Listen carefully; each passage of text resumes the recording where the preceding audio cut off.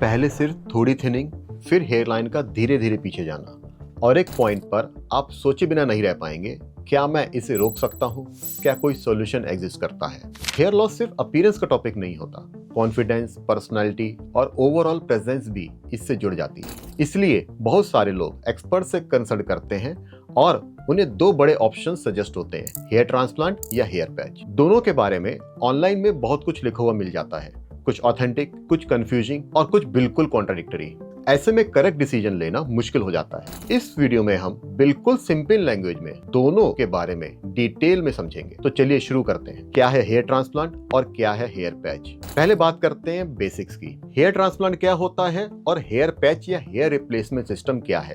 Hair transplant एक surgical procedure है जिसमें आपके अपने बाल यानी हेयर फॉलिकल्स हेड के पीछे वाले हिस्से से, जिसको हम डोनर एरिया कहते हैं, वहां से सर्जिकली निकाले जाते हैं और बॉल्ड एरिया में इम्प्लांट किए जाते हैं। प्रोसीजर के बाद ट्रांसप्लांटेड हेयर नेचुरली ग्रो करते हैं, जैसे आपके अपने असली बाल ग्रो करते हैं। ये आपके अपने बाल हैं और इनकी मेंटेनेंस आपके नॉर्मल बालों के जैसी ही होती है। दूसरी तरफ हेयर पैच या हेयर रिप्लेसमेंट सिस्टम एक नॉन सर्जिकल मेथड है। इसमें आर्टिफिशियली हेयर फाइबर्स को, जो कि ह्यूमन या सिंथेटिक होते हैं, को एक स्पेशल बेस पर, जो कि लेस या पॉलीयूरेथेन या मेडिकल ग्रेड मटेरियल का बना होता है, उस पे अटैच किया जाता है और इस बेस को फिर हम एडेसिव्स के थ्रू, टेप्स या क्लिप्स के थ्रू हम स्कैल्प पे अटैच करते हैं। इसका पर्पस है टेम्पररी बॉल्ड एरिया को कवर कर देना, मतलब इंस्टेंट रिजल्ट मिलता है बिना सर्जरी के। तो एक तरफ नेचुरल हेयर रिग्रोथ मिलती है आपको ट्रांसप्लांट से, दूसरी तरफ कॉस्मेटिक कवर अप मिलता है आपको पैच से। अब सवाल ये है कि लॉन्ग टर्म में कौन सी चीज बेटर है? Hair transplant actually long term में बेटर है। उसके ये कुछ रीजंस हैं। पहला कारण है ट्रांसप्लांटेड हेयर की नेचुरल ग्रोथ और लो मेंटेनेंस। ट्रांसप्लांटेड हेयर आपका अपना खुद का बाल है, इसमें कोई भी मेंटेनेंस के लिए स्पेशल नहीं करना है। जैसे आप नॉर्मल शैम्पू करते हैं, कटिंग करते हैं, स्टाइलिंग करते हैं, वैसे ही आप ट्रांसप्लांट के बाद भी करते हैं। जबकि विक्स या पैच, इसमें आपको स्पेशल उसी जगह पे जा करके शैम्पू, क्लीनिंग, मेंटेनेंस, टेप का निकलना और बहुत सारी चीजें आपको मंथ में 1 या 2 बार करानी पड़ती हैं। दूसरा रीजन है कि ट्रांसप्लांट परमानेंट सॉल्यूशन है। अगर आपके डोनर एरिया में, जो कि यूजुअली आपका बैक ऑफ द स्कैल्प है, में हेल्दी फॉलिकल्स हैं और आपकी स्कैल्प और ओवरऑल हेल्थ ट्रांसप्लांट के लिए सुटेबल है, तो ट्रांसप्लांट एक परमानेंट सॉल्यूशन देता है। ये सिर्फ टेम्परेरी पैच नहीं है जो कभी भी हटाना पड़ सकता है या आपको स्लिपरी फील होता है। ये आपका अपना हेयर ग्रोथ रेस्टोर करता है। तीसरा रीजन है कि नेचुरल लुक एंड फील देता है, क्योंकि ट्रांसप्लांटेड हेयर आपका अपना हेयर है। इसका टेक्सचर, कलर, रीग्रोथ साइकिल सब कुछ पुराने वाले बालों से मैच करता है। और सबसे इंपॉर्टेंट बात, साइड से या फ्रंट से ट्रांसप्लांटेड वाले बाल सही से किए जाने के बाद कभी भी डिटेक्ट नहीं होते हैं, जो कि एक बहुत बड़ी कॉमन प्रॉब्लम है हेयर पैच या विग सिस्टम में, जो कि इजीली डिटेक्ट हो जाता है फ्रंट से या साइड से, क्योंकि इसमें हमेशा एक मिसमैच रहती है आपके अपने ओरिजिनल बालों के बीच में और विग के बालों के बीच में। चौथा रीजन है इसकी long term cost effectiveness. I agree कि इनिशियल कॉस्ट हेयर ट्रांसप्लांट की ज्यादा है, क्योंकि इसमें सर्जरी की कॉस्ट, डॉक्टर की फीस आदि लगती है। लेकिन अगर आप एक अच्छे सर्जन के पास जाते हैं और आपका ट्रांसप्लांट सक्सेसफुल होता है, तो बार बार हेयर पैच जैसी प्रॉब्लम इसमें नहीं आती है। ना तो इसमें कोई मंथली मेंटेनेंस होती है, ना आपको बार बार इसमें कुछ पैसा लगाने की जरूरत होती है। तो एक लॉन्ग टर्म में ये इकोनॉमिकल, लॉजिकल सॉल्यूशन है। पांचवा रीजन है confidence and psychological wellbeing. Hair transplant सिर्फ फिजिकल अपीयरेंस ही नहीं चेंज करा आपकी, बल्कि आपके मेंटल स्ट्रेंथ को भी बढ़ा रहा है। जब आप अपने बालों को वापस देखते हैं, मिरर में स्टाइलिंग करते हैं, तो आपको ना एक बहुत कंफर्ट फील होता है, कॉन्फिडेंस बढ़ जाता है, आपकी स्टेबिलिटी आती है, आपका सेल्फ एस्टीम बढ़ जाता है। इससे आप पब्लिक प्लेसेस में, फोटो शूट्स में, सोशल इंटरेक्शन में काफी कंफर्ट फील करते हो। ये बेनिफिट कई बार पैचेस में नहीं होता, क्योंकि इसमें एक इनसिक्योरिटी रहती है। आपको हमेशा लगता है कि आपने कुछ नकली अपने सिर पे लगाया हुआ है, जो कि शायद रिवील हो सकता है, स्लिप हो सकता है, और आप हमेशा इसमें रहते हो कि शायद मैं इससे कुछ और अच्छा करवा सकता था। हेयर पैच कब आपके लिए एक सही सॉल्यूशन हो सकता है, आइए इस पे डिस्कशन करते हैं। देखिए, ऐसा जरूरी नहीं कि हर कोई पेशेंट हेयर ट्रांसप्लांट करवाना चाहता हो, और ये भी जरूरी नहीं है कि हर किसी की मेडिकल कंडीशन भी हेयर ट्रांसप्लांट को अलाउ करती हो। सो कुछ लोगों के लिए पैच एक रियलिस्टिक एंड प्रैक्टिकल सॉल्यूशन होता है। जैसे if you want instant results और नॉन सर्जिकल कंफर्ट, कुछ दिनों के लिए आपको एक इंस्टेंट रिजल्ट चाहिए, तो आप पैच पे जा सकते हैं। हेयर ट्रांसप्लांट में चूंकि 6 से 9 महीने का एक टाइम लगता है एक अच्छे रिजल्ट्स आने में, तो उसमें आपको काफ़ी दिन पहले से प्लान करना पड़ता है, जबकि पैच लगाते ही आपको एक इंस्टेंट रिजल्ट मिल जाता है, जो कि विदाउट एनी डिस्कम्फर्ट, एकदम पेन फ्री और रेडीमेड सॉल्यूशन है। अगर आप सर्जरी नहीं करवाना चाहते या आपका back of the scalp donor area में हेयर उतने ज़्यादा नहीं है, तो पैच एक सेफ और क्विक फिक्स है। Second, if you have partial baldness, कि यदि आपका भी थोड़ा बहुत थिनिंग शुरू हुआ है, टेम्पल या क्राउन एरिया में हल्की बॉल्डनेस आनी शुरू हुई है, तब भी आप पैच का टेम्परेरीली सहारा ले सकते हैं। हालांकि मैं इसको बहुत ज़्यादा रिकमेंड नहीं करता हूँ, क्योंकि मेरे हिसाब से ऐसी कंडीशन में आपको मेडिसिन स्टार्ट करनी चाहिए। पर फिर भी कुछ लोगों का है, शूट करना है, कुछ वेडिंग है, इवेंट्स हैं, तो आप टेम्परेरीली उस छोटे एरिया की बॉल्डनेस को छुपाने के लिए पैच का इस्तेमाल कर सकते हैं। एक बहुत बड़ा इंपॉर्टेंट पॉइंट जो मैंने अभी पहले भी डिस्कस किया था कि सर्जरी की कॉस्ट और पैच की कॉस्ट। सो इनिशियली मान लीजिए आपके पास अभी बहुत ज़्यादा बजट नहीं है और आपको लुक चाहिए, तो भी आप पैच की तरफ शिफ्ट हो सकते हैं फॉर ए टाइम पीरियड, ताकि आपको एक नेचुरल फील मिल जाए, एक आपको कवरेज मिल जाए और आप अपने जो भी इंपॉर्टेंट वर्क हैं, इंटरव्यूज़ हैं या वेडिंग इवेंट हैं, इसको आप कंफर्टेबली अपना अटेंड कर पाएँ, इसको आप निपटा पाएँ। एक चौथा पॉइंट और पैच के फेवर में आता है कि आप टाइम टू टाइम अपने हेयर के स्टाइल को थोड़ा फंकी या चेंज कर सकते हैं। मान लीजिए किसी का कोई शूट है, कोई मॉडलिंग कैरियर में, और उसको अपने बालों का एक अलग तरीका का लुक चाहिए, तो वो पैच के जरिए ना बड़ा आसानी से किया जा सकता है। जबकि ट्रांसप्लांटेड वाले बाल में शायद उस तरह के थोड़े फंकी और डिज़ाइनर लुक आपको ना मिल पाए। लेकिन हेयर पैच के कुछ मेजर ड्रॉबैक्स भी हैं। हर कॉइन का एक दूसरा साइड भी होता है और उसको पता रखना बहुत ज़रूरी है। पहले की, हेयर पैच परमानेंट सॉल्यूशन नहीं है। ज़्यादातर पैचेस 6 से 10 महीने तक ही अच्छे रहते हैं, उसके बाद वो जो उसमें लगे हुए बाल हैं, उसका जो बेस है वो ख़राब होने लगता है और आपको फिर से नया पैच खरीदना पड़ता है, जो कि एक अगेन आपकी रिकरेंट कॉस्ट है। दूसरा, हेयर पैच में रेगुलर मेंटेनेंस चाहिए। हर महीने उसको हटवाना पड़ता है, उसमें स्कैल्प क्लीनिंग है, इवन पैच की भी रिपेयरिंग है, एडेसिव्स हैं, ये सारी चीज़ें उसमें होती हैं, शैम्पूइंग और इवन कलर मैचिंग भी बहुत बार पैच के साथ आपके बालों की करनी पड़ती है। रेगुलर पैच के यूज़ में जो सबसे ज़्यादा प्रॉब्लम पेशेंट्स फील करते हैं, उसमें ये है कि एक इरिटेशन आपके स्कैल्प पे बना रहता है, क्योंकि आप प्रॉपर शैम्पूइंग नहीं कर पाते हो, एक डिस्कम्फर्ट होता है, आप बहुत ज़्यादा स्पोर्ट्स एक्टिविटी, आउटडोर एक्टिविटीज़ नहीं कर पाते हो। तीसरा, इसमें ना कभी भी आपको नेचुरल फील नहीं आता, क्योंकि ये नेचुरल बाल तो है नहीं है। और दूसरा, इसमें आपको बहुत ज़्यादा स्टाइलिंग के भी आपको ऑप्शन नहीं रहते, क्योंकि ये बाल आपके परमानेंटली ग्रो तो कर नहीं रहे हैं। ये बालों को यदि आपने ज़्यादा पैच में जो बाल लगे इनको ज़्यादा आपने हैंडल किया, तो ये बाल आपके जल्दी ख़राब भी हो जाएंगे। चौथा, लॉन्ग टर्म कॉस्ट जो है वो धीरे धीरे अकुमुलेट होती जाती है। मेंटेनेंस, एडेसिव्स का रिप्लेसमेंट, सैलून विजिट्स और टाइम भी इसमें आपका बहुत ज़्यादा जाता है।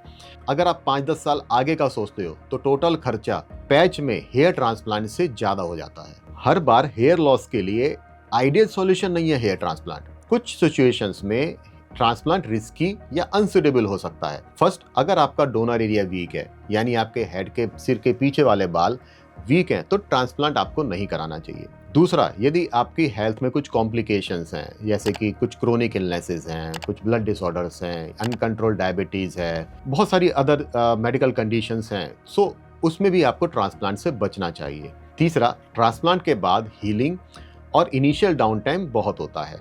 डोनर एरिया से जहाँ से हम बाल निकालते हैं, वहाँ पे आपको थोड़ा डिस्कम्फर्ट, रेडनेस, थोड़ी बहुत क्रस्टिंग, थोड़ी बहुत चीज़ें ऐसी आपको डिस्कम्फर्ट कर सकती हैं। चौथा, ट्रांसप्लांट की कॉस्ट अप फ्रंट होती है। अगर आपका ट्रांसप्लांट सही से नहीं होगा, यदि आपका सर्जन इनएक्सपीरियंस होगा, तो हो सकता है आपको रिजल्ट्स भी अनसेटिस्फैक्टरी मिले। इसलिए मैं अपने सभी पेशेंट से कहता हूँ कि ट्रांसप्लांट करने से पहले क्लिनिक, डॉक्टर का सिलेक्शन बहुत इंपॉर्टेंट है। रियलिस्टिक एक्सपेक्टेशंस होनी चाहिए और कमिटमेंट चाहिए लॉन्ग टर्म फॉलोअप का। तो कैसे डिसाइड करें, ट्रांसप्लांट, पैच या कुछ और? आपको डिसाइड करते वक्त सिर्फ कौन सा इजीएस्ट है, सबसे सस्ता है, ये सोचना नहीं चाहिए। ये कुछ क्वेश्चंस है जो आपको खुद से पूछने चाहिए, और at least you should get a good doctor who can find out answers to these questions. Questions like, आपके बाल गिरने का एक्सटेंट कितना है, थिनिंग है, रिसीडिंग है, आप कौन से ग्रेड ऑफ बॉल्डनेस में जा रहे हो, ये सारी चीज़ें।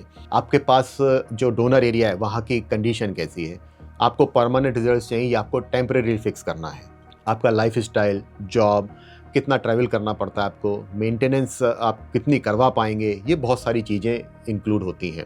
बजट, ये बहुत बड़ा इंपॉर्टेंट चीज़ है। लॉन्ग टर्म कॉस्ट देखनी ही चाहिए हमको। आप सर्जिकल सॉल्यूशन से कंफर्टेबल हो या नॉन सर्जिकल सॉल्यूशन से, ये आप ही बता पाएंगे। और लास्टली, आपकी एक्सपेक्टेशंस कितनी रियलिस्टिक हैं। आपको एक नेचुरल ट्रांसप्लांट वाला लुक चाहिए या आपको एक बहुत हाई डेंसिटी पैच वाला लुक चाहिए। अगर आप यंग हैं, डोनर एरिया स्ट्रांग है, लॉन्ग टर्म कमिटमेंट दे सकते हैं, नेचुरल ग्रोइंग हेयर चाहते हैं, तो ट्रांसप्लांट सबसे ज़्यादा लॉजिकल आपके लिए परफेक्ट सॉल्यूशन है। अगर आप टेम्परेरी कवरेज चाहते हैं, इमीडिएट रिजल्ट चाहिए, सर्जरी को अवॉइड करना चाहते हैं, डर लगता है आपको, तो हेयर पैच आप यूज करके देख सकते हैं। मैं इसमें अभी भी कहूंगा यूज करके देख सकते हैं कि मेरी समझ में हेयर ट्रांसप्लांट ही बेस्ट ऑप्शन रहता है। अब बात करते हैं सेलिब्रिटीज एंड पब्लिक फिगर्स के ट्रांसप्लांट या पैच, इसमें से उन्होंने क्या ऑप्शन चूज किया हुआ है। सो आपने मैगजीन्स कवर से मूवी पोस्टर्स पर उन एक्टर्स को देखा होगा जिनके बाल हमेशा परफेक्ट दिखते हैं। बॉलीवुड में भी काफी पब्लिक फिगर्स ने हेयर रेस्टोरेशन सॉल्यूशन चूज किया हुआ है। मीडिया रिपोर्ट्स के हिसाब से अक्षय कुमार जी, संजय दत्त जी और सलमान खान जी ने टाइम टाइम पर हेयर ट्रांसप्लांट के मल्टीपल सेशंस लिए हैं ताकि उनकी नेचुरल हेयर लाइन रेस्टोर रह सके, बाल वापस ग्रो करें और वो जिम, स्विमिंग, शैम्पू सब नॉर्मल तरीके से नॉर्मल जिंदगी के हिसाब से कंटिन्यू कर सके। सिमिलर स्पेकुलेशन रणबीर कपूर जी के बारे में भी होती रही है, जहां उनके हेयर स्टाइल ट्रांजिशन और हेयर लाइन इंप्रूवमेंट्स को देखकर लोगों ने ट्रांसप्लांट का गैस किया हुआ है। दूसरी तरफ कुछ स्टार ने हेयर पैच या विग को प्रीफर किया, स्पेशली जब उनको स्क्रीन पर इंस्टेंटली फुलर हेयर लुक चाहिए होता है। अमिताभ बच्चन जी के हेयर स्टाइल ट्रांसफॉर्मेशन के बारे में मीडिया में काफी बार पैच का जिक्र आता है, और भी बहुत सारी पर्सनैलिटीज हैं जो कि पैच को यूज करती हैं और कन्वीनियंस के साथ यूज करती हैं। उसका main reason mainly high volume देना और एक इंस्टेंट रिजल्ट देना है सर्जरी से बचकर। आइए कुछ बात करते हैं मिथ्स और अनबायस्ड ट्रुथ के ऊपर। सबसे पहला मिथ है ट्रांसप्लांट करवाया तो बाल वापस पुराने जैसे हो जाएंगे। हर केस में नहीं। Donor hair quality, scalp condition, surgeon skill, graft survival सब मैटर करता है। कमिटमेंट चाहिए और रियलिस्टिक एक्सपेक्टेशंस चाहिए। दूसरा मिथ है पैच फेक एंड एम्बैरेसिंग दिखता है। अगर high quality human hair patch proper base और अटैचमेंट के साथ स्कैल्प पर लगाया जाए तो ये काफी हद तक नेचुरल भी हो सकता है, बस हाइजीन इंपॉर्टेंट है। तीसरा मिथ है ट्रांसप्लांट से बाल फिर गिर सकते हैं। अगर एंड्रोजेनेटिक एलोपेशिया लॉस ऑनगोइंग है तो ट्रांसप्लांट के साथ डीएसटी कंट्रोल, जो कि मेडिसिन एंड लाइफस्टाइल के द्वारा किया जाता है, वो लेना जरूरी है। बस ट्रांसप्लांट लेना और आपकी लाइफस्टाइल पे ध्यान ना देना ये नहीं हो सकता। चौथा मिथ है कि पैच चीप है, लॉन्ग टर्म सस्ता पड़ेगा। अभी मैंने इसके बारे में काफ़ी जिक्र किया, ये गलत है। यदि आप एक रिकरेंट कॉस्ट निकालेंगे over a period of 5 to 10 years तो आपको पता चलेगा कि पैच की कॉस्ट हेयर ट्रांसप्लांट से कहीं बहुत ज़्यादा है। तो मैं चाहूँगा कि आप शॉर्ट टर्म कॉस्ट को ना देखकर लॉन्ग टर्म कॉस्ट को कंपेयर करो। मेरे पास काफ़ी ऐसे पेशेंट्स हैं जो कि पैच को कई कई सालों से यूज़ कर रहे थे, पर जब उनको पता चला कि उनके फ्रेंड्स ने हेयर ट्रांसप्लांट कराया और जिसमें कि कोई भी इनकन्वीनियंस नहीं है, बहुत अच्छे नेचुरल रिजल्ट्स आते हैं, तो उन्होंने भी डिसाइड किया कि हम अपना पैच हटवाकर अब हम ट्रांसप्लांट कराएंगे। और they are also very happy कि उन्होंने ये सही डिसीजन सही टाइम पे लिया। कुछ पेशेंट्स कई बार मुझसे कहते हैं सर हम क्या पैच लगा के देख लें कुछ टाइम के लिए। मैं कहता हूँ ठीक है, आप लगा लीजिए, एक आपकी एक्स्ट्रा कॉस्ट है वो आपको ध्यान रखनी चाहिए। और मोस्ट ऑफ दोज पेशेंट्स वापस आते हैं हेयर ट्रांसप्लांट के लिए, क्योंकि पैच में ना आप सबसे पहले समझो कि पैच एक आर्टिफिशियल चीज़ है। पसीना, गर्मी, प्रॉपर शैम्पू ना करवाना, ये सब बड़ा एक आपको रेस्ट्रिक्ट कर देता है आपके मूवमेंट्स के लिए। थोड़ा सा भी आप बाहर जाएंगे आपको पसीना झेलना पड़ेगा, जो कि ट्रांसप्लांटेड हेयर में ना बिल्कुल भी नहीं है। ट्रांसप्लांटेड हेयर आपके अपने नेचुरल बाल हैं। सो फ्रेंड्स, यदि आप मुझसे पूछते हैं कि डॉक्टर मैं पैच लगाऊं या ट्रांसप्लांट करवाऊं, तो मैं ना सबसे पहले आपका स्कैल्प एग्जामिन करूंगा, आपका डोनर एरिया देखूंगा, आपका लाइफ स्टाइल, मेडिकल इश्यूज, ये सारी चीज़ें मैं एक बार पूरा समझूंगा। आपकी एक्सपेक्टेशंस क्या हैं, आप क्विक रिजल्ट्स चाहते हो, आपके पास कितना टाइम है, ये सब चीज़ें समझने के बाद मैं आपको एक प्रॉपर सोल्यूशन बताऊंगा। मैं चाहता हूं कि आप एक वेल इन्फॉर्म्ड रहें, आप कंफ्यूज ना रहें कि पैच से ही सब कुछ हो सकता है या ट्रांसप्लांट से ही सब कुछ हो सकता है। देखिए, सब कुछ चीज़ें आजकल अवेलेबल हैं। कुछ लोग पैच यूज़ करते हैं और कुछ लोग ट्रांसप्लांट करवाना चाहते हैं, पर आपको एक वेल इन्फॉर्म्ड रहना चाहिए कि क्या चीज़ आपके लिए बेस्ट है। सबसे ज़रूरी चीज़ है रियलिस्टिक एक्सपेक्टेशंस एंड डॉक्टर का प्रॉपर गाइडेंस। जो क्लिनिक या सैलून जल्द रिजल्ट्स के ब्लाइंड प्रॉमिस करते हैं, उनसे दूर रहना चाहिए। जो सर्जन या हेयर एक्सपर्ट आपकी history, donor area, overall health check करके बताते हैं कि क्या हो सकता है, वो बेस्ट है।